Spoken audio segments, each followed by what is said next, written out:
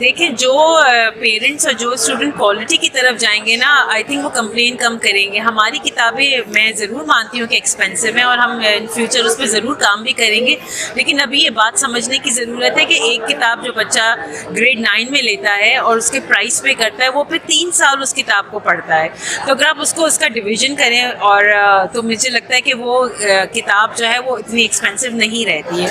और इसके साथ साथ हम एक किताब में जो कि ओरिजिनल होती है और उसमें जो है प्राइसिंग भी उसकी ज़्यादा होती है, उसमें हम उनको डिजिटल एक्सेस भी दे देते हैं। तो आपको एक किताब में बच्चे को जो है आपने देखा है पेंडेमिक के बाद जो सारे इश्यूज आए, तो आपकी एक किताब आपके दोनों उसको फुलफिल कर रही है। आपको डिजिटल फॉर्म में भी मिल रही है, आपको हार्ड कॉपी फॉर्म में भी मिल रही है, और बच्चा 3 साल ईजीली उसको यूज़ कर सकता है। और वो डिजिटल भी हम उसको 3 साल के लिए देते हैं। तो फॉर नाउ तो हमने इसको इस तरह से कॉम्पनसेट किया और इन फ्यूचर इंशाल्लाह हम इस पर काम करेंगे।